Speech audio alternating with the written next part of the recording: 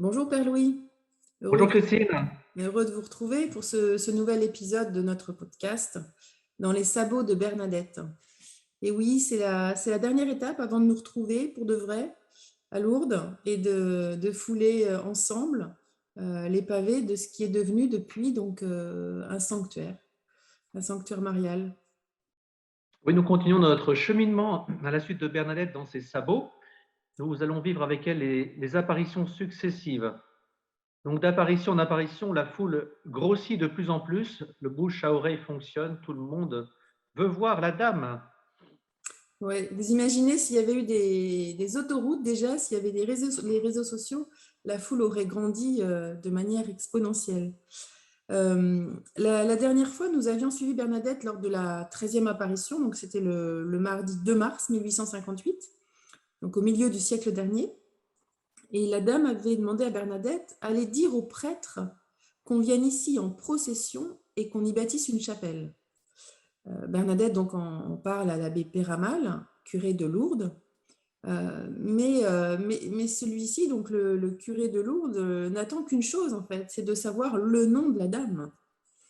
Alors Bernadette demande à la dame son nom. Madame, voulez-vous avoir la bonté de me dire qui vous êtes, s'il vous plaît? Parce qu'elle va demander donc aux deux apparitions suivantes, la 14e et la 15e, mais Marie ne répond pas, ce sont des apparitions silencieuses. Marie regarde Bernadette avec un sourire. Et que se passe-t-il donc ensuite? Alors là, c'est la 16e apparition, le jeudi 25 mars 1858. Ça vous dit quelque chose? Le 25 mars, jour de l'Annonciation, Oui. la dame enfin va révéler son nom. Et Bernadette raconte, elle leva les yeux au ciel, joignant en signe de prière ses mains, qui étaient tendues et ouvertes vers la terre, et me dit, alors dans le patois, que soit era immaculada conception. Je suis l'Immaculée Conception. C'est un grand bonheur alors pour Bernadette d'entendre, de connaître le nom de cette dame. Et je pense que l'abbé Péramal lui aussi va être content. Alors là, Bernadette court au presbytère, elle entre sans frapper et elle crie aussitôt à monsieur le curé qui se tenait devant elle, que soit era immaculada conception. Alors l'abbé Péramal est complètement étonné et Bernadette de nouveau redit le nom de la dame dans le patois, je suis l'Immaculée Conception. Bravo pour votre accent patois, père. Donc l'abbé est étonné, c'est ça, l'abbé Péramal? Ah ben, il est peut-être un peu choqué. Une dame ne peut pas s'appeler comme cela, répond-il. Tu te trompes, tu ne sais pas ce que cela veut dire. Alors, Bernadette ne répond pas, mais le curé continue. Comment peux-tu dire des choses que tu ne comprends pas? Et Bernadette dit alors, j'ai répété tout au long du chemin. Alors là, monsieur le curé ne peut plus se contenir, il est prêt à pleurer. Il y a en effet chez Bernadette une telle innocence et une si grande grâce à dire ce nom qu'il en est complètement bouleversé au point de devoir retenir des sanglots. Et le soir même, d'ailleurs, il écrit à l'évêque, elle n'a pas pu inventer cela. Oui, en effet, elle n'a pas pu inventer cela parce que, enfin, elle ne connaissait pas ce nom d'Immaculée Conception, c'était pas possible. Rappelons-nous que Bernadette avait fait très peu de catéchisme, elle se préparait à sa première communion, mais ce dogme de l'Immaculée Conception était encore très récent. C'était seulement 4 ans avant, le 8 décembre 1854, que l'Église avait défini le dogme de l'Immaculée Conception. Mais Bernadette ignorait tout de ce dogme, comme elle ne savait rien de ce nom, et bien sûr du sens qu'il peut avoir, même si la dame le lui a dit dans sa propre langue, le patois de Lourdes. Mais ce nom est important, vraiment important pour Bernadette, et je pense à deux raisons. Parce que tout d'abord, c'est une réponse concrète à la demande de monsieur le curé de connaître le nom de cette dame qui a demandé qu'on vienne en procession et qu'on construise une chapelle. Et ensuite, parce que c'est le nom d'une personne qu'il aime et qu'elle aime. Oui, je comprends bien ce qu'elle a pu ressentir. Elle peut enfin donner un nom à la dame. Et je pense que ça renforce la relation qu'elle établit avec elle, une sorte d'intimité qui les unit encore plus du fait qu'elle peut la nommer. Oui, on connaît quelqu'un pour l'aimer, hein, donc connaître le nom de quelqu'un, c'est important. Je suis l'Immaculée Conception. Mais c'est pas seulement pour Bernadette connaître le nom, elle va apprendre, hein, on va lui expliquer qu'est-ce que c'est que ce nom, hein. Je suis l'Immaculée Conception, c'est la Vierge Marie qui a été préservée du péché originel. C'est aussi contempler cette humanité nouvelle recréée par la croix de Jésus. Et donc, à travers ce nom, Marie, en quelque sorte, fait retentir pour nous et sur notre terre un immense cri d'espérance pour nous dire que le mal et la mort n'ont pas le dernier mot. Hein. On pense à cette phrase de saint Paul dans la lettre aux Romains, chapitre 5, verset 20, là où le péché a abondé, là même la grâce a surabondé. Et c'est ce qu'on contemple en Marie, et ce qui fait dire à l'un des premiers chapelains de Lourdes, l'avenir de Lourdes, c'est l'Immaculée Conception.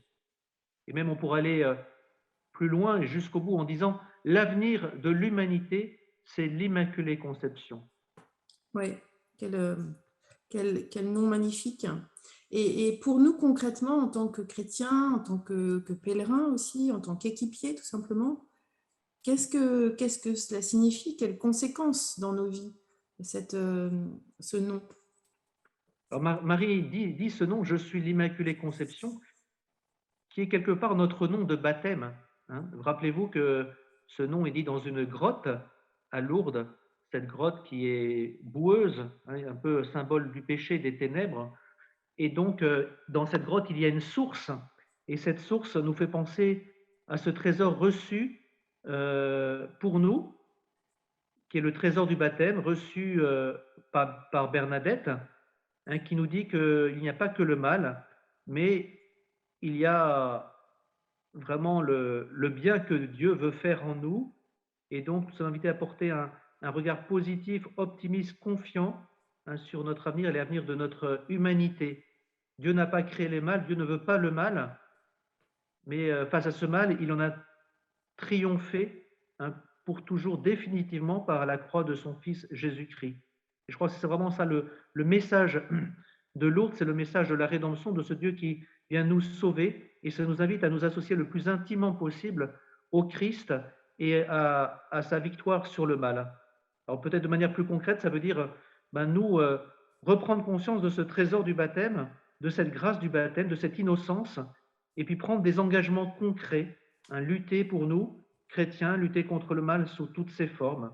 Je dirais, c'est pas une option, mais vraiment une mission, hein, une nécessité qui nous incombe avec le Seigneur, avec l'Esprit Saint, de lutter contre l'injustice, la violence, la misère. C'est aussi nous engager en faveur de la vie, de l'amour. C'est aussi protéger notre environnement, hein, c'est protéger les autres, c'est protéger l'enfance. Et donc, on doit être vraiment des artisans de paix pour vraiment œuvrer en faveur de l'homme, en faveur de la dignité de toute personne humaine, en faveur de la création. Le pape nous dit tout est lié, hein, dans son message sur l'écologie intégrale.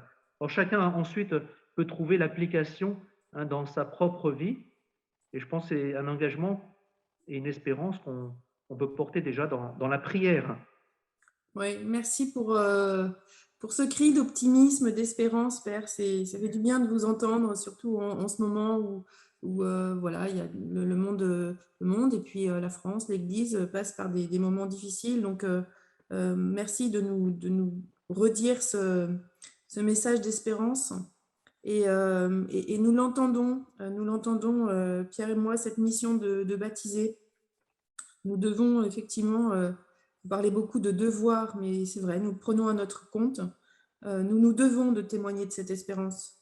Et d'ailleurs, nous sommes chrétiens, nous sommes baptisés, nous allons bientôt être pèlerins à Lourdes, mais nous sommes aussi équipiers de Notre-Dame. Et porteurs, finalement, comme Bernadette, nous aussi, de cette intimité particulière avec Marie. Et ça, depuis que le père Caffarel et les premiers couples, hein, équipiers avec lui, ont mis ce mouvement sous le patronage de Notre-Dame. Nous sommes des équipiers Notre-Dame. À Lourdes, nous allons refaire ce oui, enfin, cet acte de consécration, de confiance à Marie, hein, pour qu'elle nous aide à, voilà, redire ce oui. Marie, on peut dire, et c'est ce que le père Caffarel disait, Marie est le modèle du oui à Dieu, hein, ce oui que nous avons à dire et à redire, ce oui que nous avons dit pour les couples dans le mariage, aussi pour les consacrés, le oui de notre ordination, de notre engagement dans la vie consacrée. Et donc c'est Marie qui peut nous aider à vraiment nous ouvrir au projet de Dieu, à nous ouvrir à toutes les grâces que Dieu veut nous donner. Hein, c'est vraiment un oui d'ouverture, d'accueil et puis pour être transformé. Oui, et, et, euh, et une équipe Notre-Dame, justement, c'est un lieu où l'on va s'entraider à vivre ce oui qui n'est pas toujours facile hein, au quotidien, que ce soit au sein de notre couple, entre équipiers.